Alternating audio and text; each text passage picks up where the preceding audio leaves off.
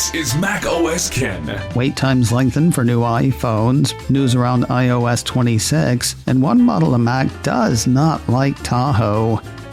It is Thursday, the 18th of September, 2025. I'm Ken Ray, and this is news from macOS Ken.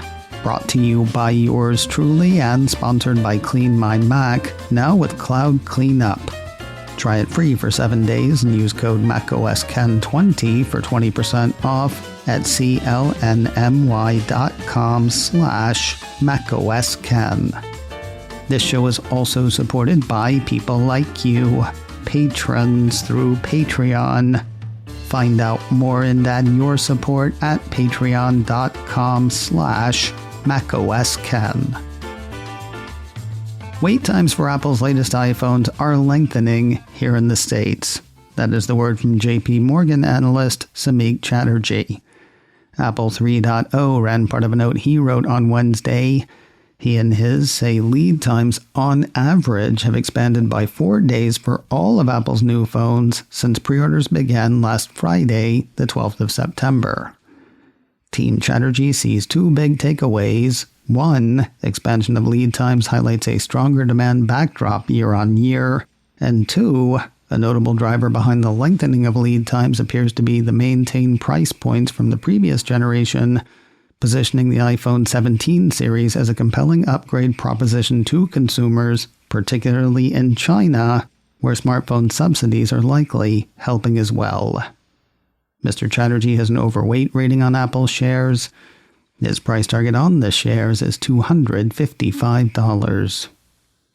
A few things folks getting new iPhones and or updating to iOS 26 might need to know.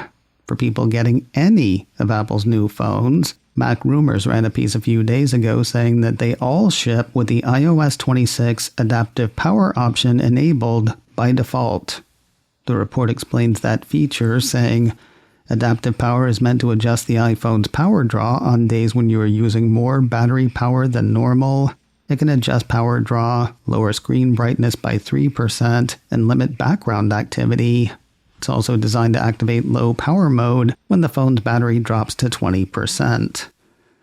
While adaptive power is an option for iPhone 15 Pro models and the whole of the iPhone 16 line, it's not on by default for those phones. Anyone who wants to activate it can do so by going to Settings, then Battery, then Power Mode. People getting one of Apple's new phones who don't want adaptive power on would follow the same paths. While reviews for all of this week's new iPhones have been positive, one reviewer spotted something odd on iPhone Air and iPhone 17 Pro Max. 9to5Mac says Henry Casey at CNN _ had an issue with the phones when taking photos at a concert as part of his review.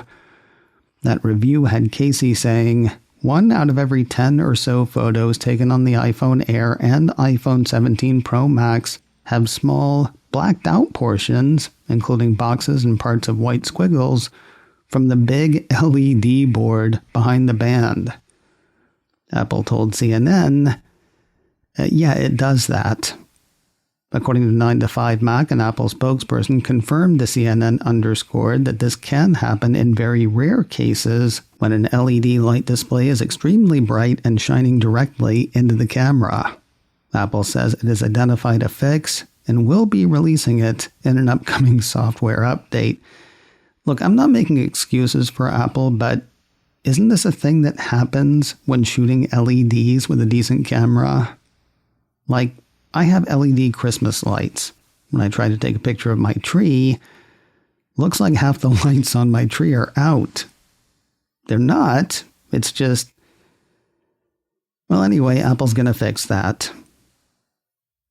Two more things to tell you about iOS 26, one of which I kind of don't want to.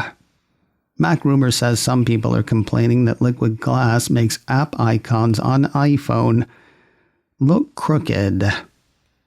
Why would I not want to tell you about that? Well, I think it was the second iPad back in 2011 that had a light leak issue. Basically, some of the light from the display sort of shone through or added glow to the bezel, back when bezels were bigger. Some macOS Ken listeners heard that, went to look for it on their iPads, and suddenly had an issue that they had had all along, but hadn't realized until they went and looked.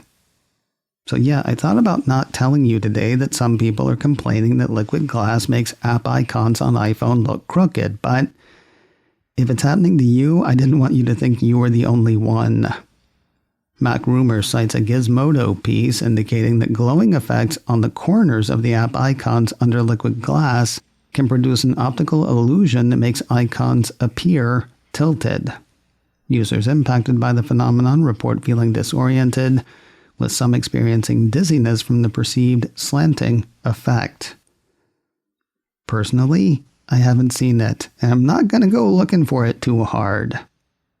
If it's something that is bothering you, though, Mac Rumor says the tilting effect is most pronounced when icons are set to dark, clear, or tinted modes against dark or black backgrounds, while colorful wallpapers seem to help mask the illusion by drawing attention away from the refractive corners. Now, this last one's just personal from me to you. I feel like I owe you an apology. I take back all of the nice things I said about macOS 26 AutoMix in Apple Music. Wow, is that bad? Like, bad. Like from the MST3K episode of Werewolf, its condition has worsened to bad. When it hits, but when it misses, train wreck.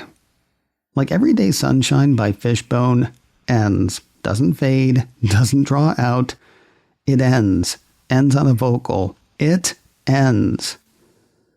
Not when AutoMix is mixing it, though. I mean, it is mixing, but you'd think it could look at the waveform or whatever, see that a song ends with a bang, then start the next song on that beat. Just because you can mix doesn't mean you have to.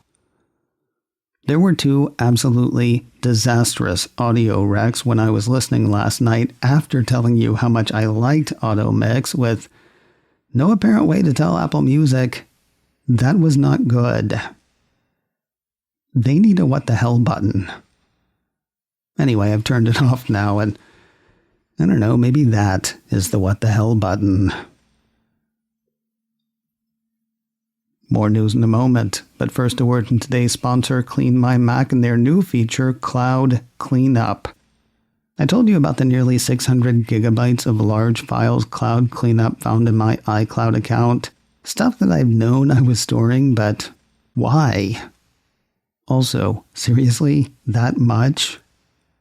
I also told you about the 14 gigabytes of junk it found to remove from my Mac, but there was even more stuff than that. Like the 1.9 gigabytes of installation files and 2.7 gigabytes of application leftovers, hidden data, and digital traces of apps that, honestly, a lot of them I thought had been purged ages ago. This is what they do, and have done for nearly 20 years. Clean My Mac helps keep your Mac clean.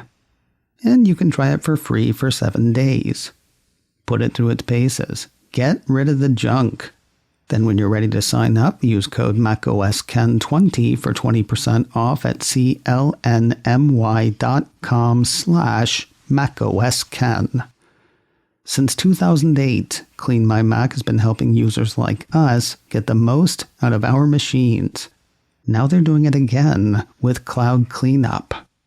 Try it free for 7 days, then use code macOSKen20 for 20% off at all caps, no spaces, clnmy.com/macOSken. Get tidy today. Try 7 days free and use my code macOSKen20 for 20% off at all caps, no spaces, clnmy.com/macOSken. If you're trying to install macOS 26 Tahoe on an M3 Ultra Mac Studio, you are probably having a problem. A piece from Mac Rumors says there is a bug that's preventing the update from installing properly on that make and model. According to the report, affected users go to install macOS Tahoe, wait through the installation process and see the Mac Studio reboot, and then end up with macOS Sequoia 15.7 still running instead of macOS Tahoe. Lather, rinse, repeat. Same result. For folks to whom this is happening, and sounds like all of them, according to Mac rumors, there is no known fix right now. That said, help should be on the way. The site says Apple is aware of the issue. Apple Ginza is going back to where it began. Mac Rumors ran a piece this week that has Apple's first store outside the U.S.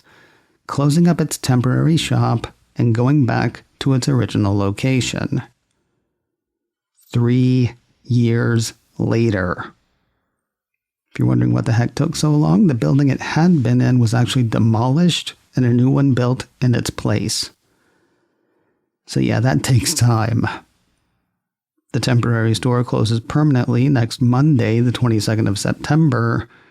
No word on when exactly the new, old, new location opens. Apple's site simply says, open soon. Speaking of places far away from most of us, if you're looking for Tim Cook, you might try some of his haunts in foggy London town.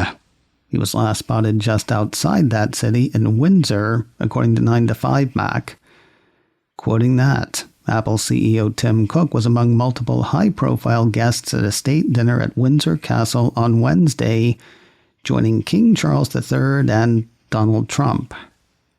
And NVIDIA CEO Jensen Huang, and Citigroup CEO Jane Fraser, and ARM CEO Rene Haas, and OpenAI CEO Sam Altman, and Blackstone CEO Steve Schwarzman, and former News Corp Executive Chairman and CEO Rupert Murdoch. And that somewhat something list goes on. A piece from Bloomberg on the Do says US and UK officials have said they expect to roll out economic deals worth billions of dollars to coincide with the visit, with artificial intelligence data centers and nuclear plants to help power them high on the agenda.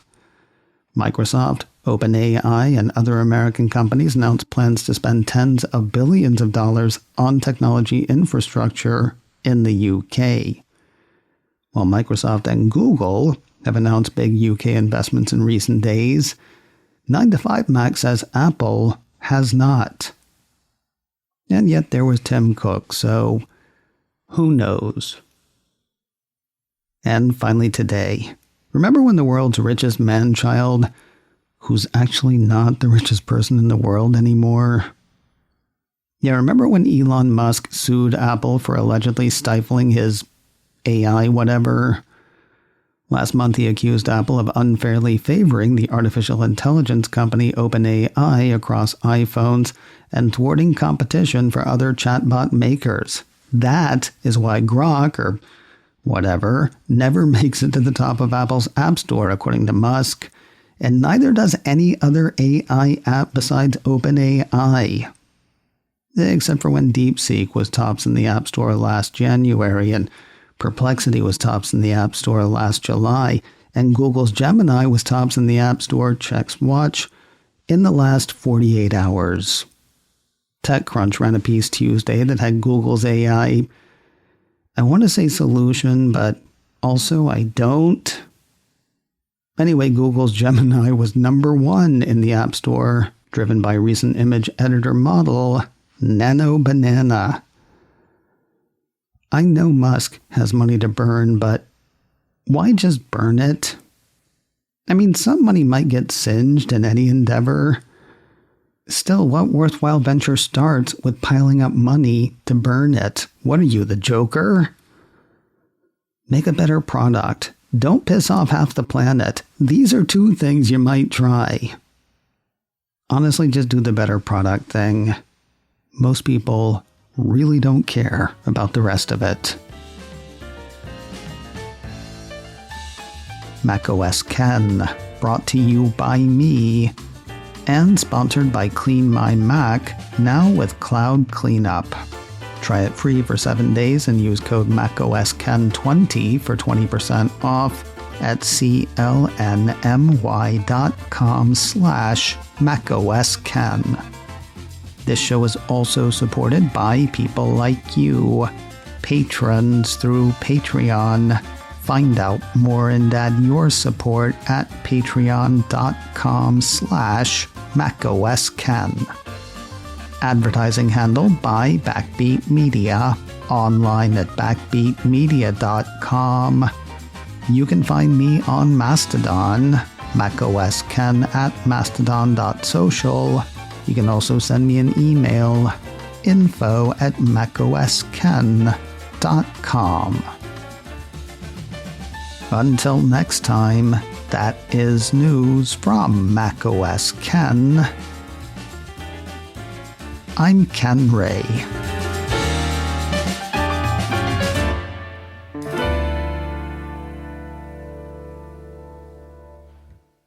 Collect your tokens and let's get on to the next round.